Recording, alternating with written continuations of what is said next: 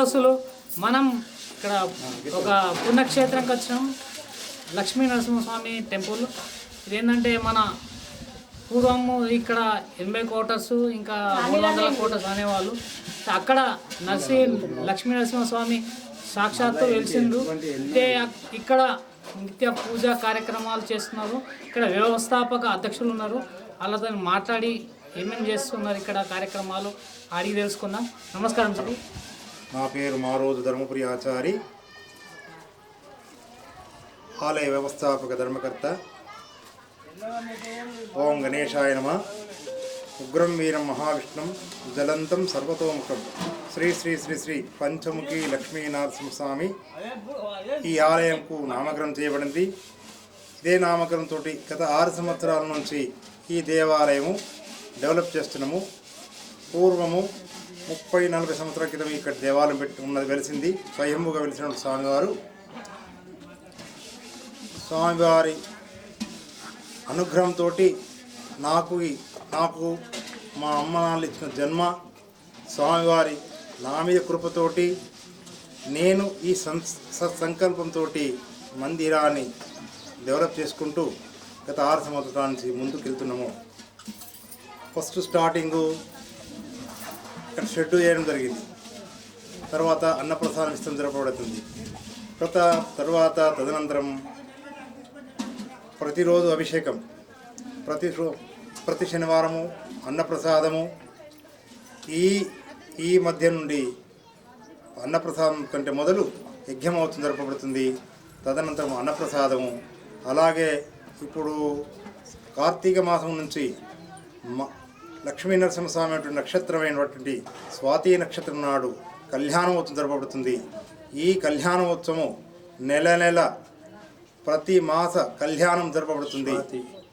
ఇట్టి కార్యక్రమంలో భక్తులు కళ్యాణోత్సవం పాల్గొనడానికి మన మన నిజామాబాద్లో ఎక్కడా లేదు. మనము ఈ అవకాశం కల్పిస్తున్నాం. ఈ అవకాశాన్ని భక్తులందరూ సద్వినియోగం చేసుకొని కళ్యాణోత్సవం పాల్గొని, అలాగే మొన్న మాఘమాసము 8వ తారీఖు 2వ నెల 2025 24 యజ్ఞగుండాలతోటి సుదర్శన యాగం జరపండి అతి బ్రహ్మాండంగా జరుపుకున్నాం. అలాగే ఇంకా ముందు 108 గుండాలతోటి యజ్ఞమోత్సవం జరపాలని మా గురువుగారు సంకల్పించినారు. అట్టి కార్యక్రమంకు ఇంటింటికి తిరిగి అందరూ భక్తుల్ని ఆహ్వానించి 108 యజ్ఞగుండాలను యజ్ఞము విజయవంతం చేసుకుందామని నా కోరిక, మా గురువు గారి ఆజ్ఞ. శ్రీ శ్రీ పంచముఖి లక్ష్మీ నరసింహస్వామికి జై. నా పేరు కర్ణి రాములు, నాగారం 80 క్వార్టర్స్. ఇక్కడ 4-5 సంవత్సరాల నుండి కూడా ఈ మందిరంకు నేను వస్తున్నాను. వర్కింగ్ కమిటీ అన్నట్టు ఈ ఆలయ ధర్మకర్త ధర్మపురి ఆచార్య గారు మాకు చెప్పినందుకు మేము ఒకటి వర్కింగ్ కమిటీ ఏర్పాటు చేసినాము. దాంట్లో ఒక 10-15 మంది దాకా ఉన్నాము.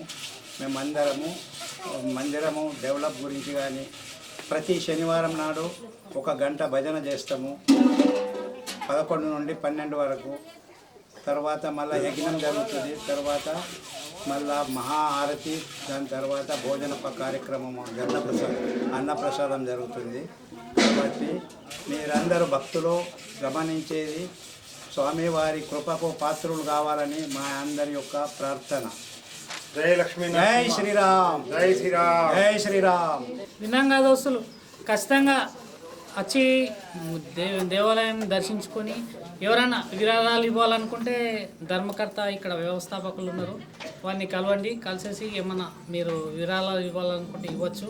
ఖచ్చితంగా వచ్చి దర్శనం చేసుకోండి. చాలా మంచి ప్లేస్ ఉంది. మీరు వస్తే ఒకరోజు మంచిగా గడపచ్చు. ఇక్కడ అందరు చూస్తూనే ఉండండి. చెట్టు